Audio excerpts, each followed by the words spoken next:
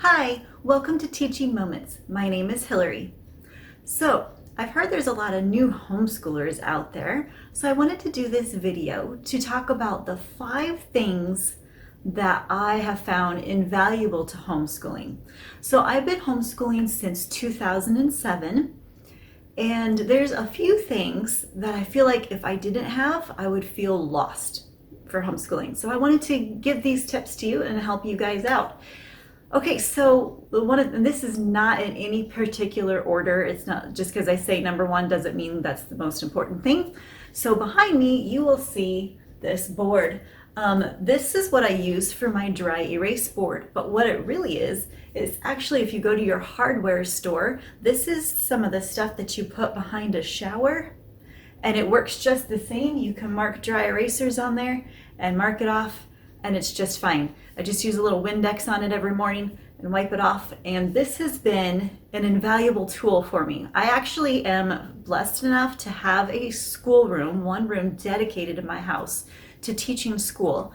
So this has been really great to be able to engage the kids sometimes when they're maybe not wanting to sit, or they're getting tired of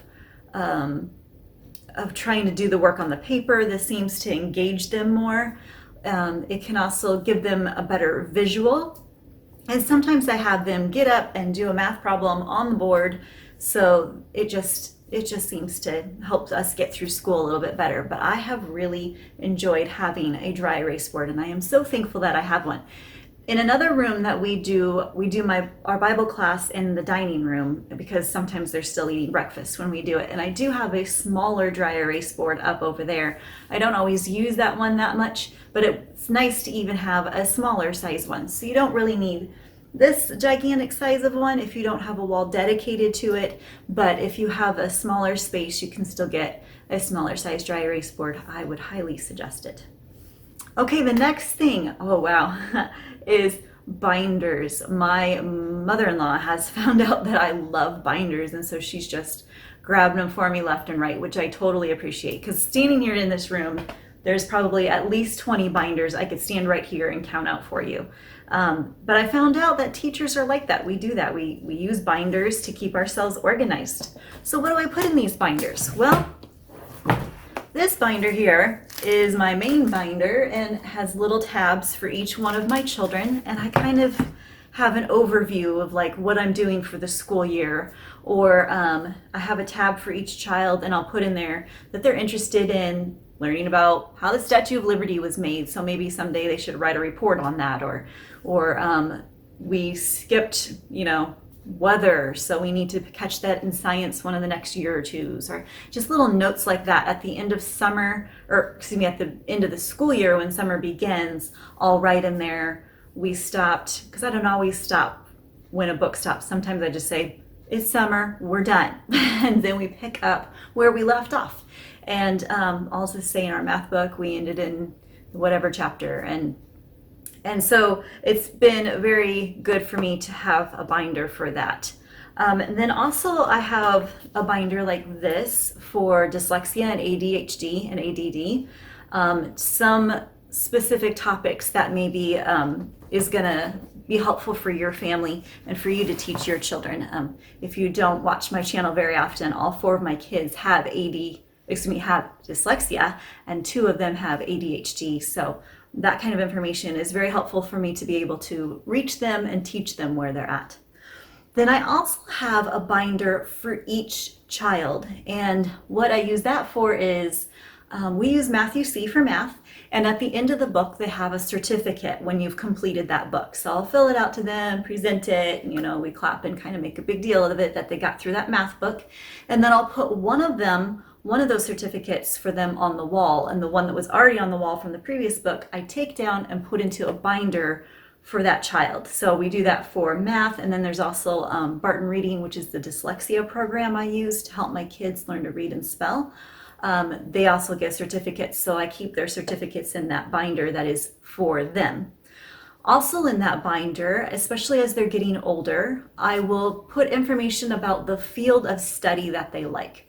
So, for example, my son is thinking about he was explaining to us what it is he wants to do. And my husband are like, that's engineering.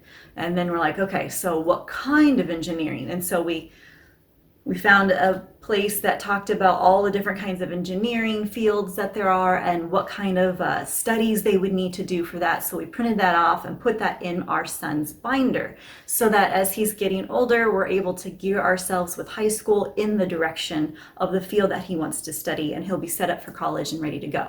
Also, as I have a senior also in high school, so I would print out maybe colleges that they were interested in, colleges that had the field of study that they were interested in. There's also assessments that I could have my children take that I've done for my senior and I plan on doing for my other kids. Assessments like what kind of career field do they like, what kind of their personality, what would it do well, and what would they do well in, and those kind of things. I put those things in their binder. And that is going to be a binder for them to take with them when they've graduated from high school and they're moving on and they're moving out of the house. That can be a binder of all the educational things. I will end up putting a copy of their transcript in there so that they have that for their future. Things like that, that would be important information for them to know or them to have. I also personally, on a personal note, will put in there little like prayers I've prayed over them for their future, or verses that I really felt the Lord showed me for them. I also put that in their binder. So that's another thing I use the binder for. One more thing I use the binder for is I use it for our years, our homework, year 2020, 2021. There's the grades of the kids. And I use this binder to put all their homework in as I grade it and sort it out, and some of it I throw away. I don't keep everything, but I do keep some of it so that we know what they learned, and also just in case anybody wants to know what they learned, whether that be grandparents or government or whatever, I've got it there. So that's another thing I use binders for. So binders are so important, and sometimes nowadays the curriculum sometimes won't come in a book form, but it'll come in a PDF form, and you can print out the book if you want. So binders are another good place to put that when you printed it all out. So enough about binders, but they are pretty important in my homeschooling classroom. Another thing I use is just a plain old notebook to have lesson plans. I just do lesson plans from week to week. I learned in the beginning I'm like, I'm gonna do this. We're gonna make lesson plans like bam, I'm gonna do like the first quarter, and man, you get like 2-3 weeks in and things just didn't go the way you wanted, and an eye appointment came up, somebody needed to go to the dentist or whatever. Things just didn't go as planned, or they didn't get this, and so now we feel like we're behind on all this stuff and I have to rewrite everything. So I learned, and now I just do it week to week. I'll just put Monday through Friday on there, and I even put at the top if we have any appointments or anything going on, any lessons going on, like swim lessons or something outside of our house. So I just do it week to week. So like every Thursday or Friday, I'm starting to plan for the next week's lesson. But I just use a notebook, and I just put the subjects, the classes we're doing, kind of in the ish order we're doing it in. You know, you need to be flexible enough to be able to mix it up a little, but yet still have some sort of structure or order. Has really been life-saving for me. So yeah, in homeschooling, just like I said, don't try to be too structured, but yet at the same time, don't be so loosey-goosey that you're just all over the place. It's good to have an established time frame of when we do school and when we don't do school. It just helps everybody to kind of be right in the middle frame mindset there. Okay, so dry erase board, binders, notebook for lesson plans, and then, a printer copier. Oh my goodness, I have used that so many times. You'll find something really good, a free worksheet online, and you'll want to copy it off. I especially do that towards the beginning of the school year, again, like we've been doing. I will go through and review very quickly, especially depending what age they're in and where they left off in math. I'll do their addition, subtraction, multiplication, division. Do you remember this stuff? Because that is foundational stuff that you need to remember. And if you forgot anything, let's remind you to carry that one or whatever. And so I will have those worksheets. I'll copy some of those off that I've used in the past and give them to each of the kiddos before we get started. It only takes usually a couple of weeks, and it has saved me having to go back and redo lessons when you're trying to dive into new stuff sometimes. So There's a tip. So printer, copier, also let's be honoring when we copy things, make sure that there is not copy restrictions.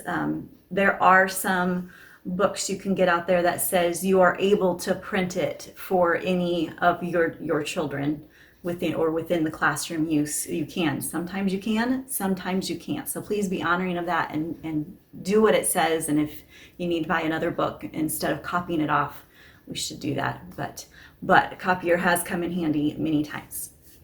And then, okay, so I have two more. So I said that I was going to say 5, but it's kind of going to be 6, but you'll see why.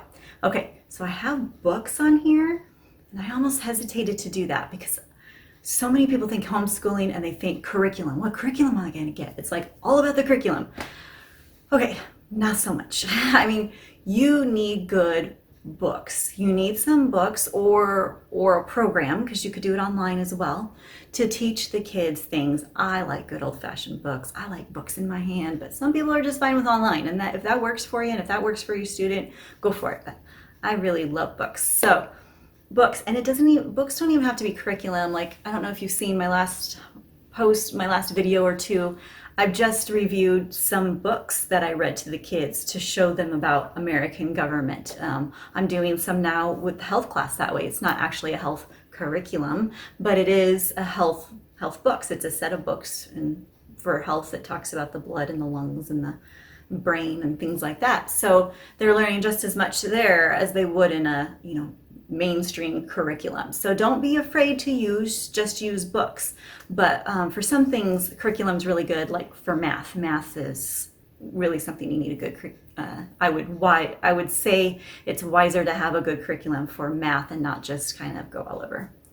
But okay, so books I put on there, but I hesitate because I don't want people to get hung up on the curriculum thing. Just as long as you are teaching them the things that they need to learn, that they're really going to use in life, and that your state has required for you to teach. So my other one is, I had to include this as well because the reason that I'm homeschooling my kids in the first place is because of my beliefs as a Christian. And that has had a lot of different responses. So maybe I should explain that a little bit. It's not just because of evolution or other things, but even just like the literature, the things that they read in the English class, there's some things I think my kids just don't need to be reading about. There's, you can learn the same kind of character setup and what it means to have all the plot and all that kind of stuff. You can learn that same stuff in other kind of books. So there's so many reasons I homeschool my kids, and they're faith-based, but don't assume just because someone says faith-based that you know what that means. I've had someone do that before, and I'm like, that's not what that means. That's not what that means for me. So anyway, so I'm going to say that the other thing that's been invaluable to me is being led by the Holy Spirit. I don't know how people homeschool their kids without having the help of the Lord, being able to pray, being able to say, Lord, show me how should I, teach this child, or I'm really having a hard time reaching them or getting through or getting around this wall. And the Lord has been faithful to show me so many times, or show me someone that can help. And I do that just with parenting, with life, but it's been invaluable. So that would probably be my number one, really. But I hesitate on putting that because I don't really hesitate on putting that, actually. I know that not everybody is doing homeschooling because of faith-based reasons, but I am, so I thought I would share that with you. So I hope that you've learned a little bit here and that I've been able to help you out. If you've enjoyed my video and you enjoy curriculum reviews and getting tips for homeschooling, then go ahead and subscribe to my channel and click the bell to get a notification anytime I make a new video. Thank you for watching.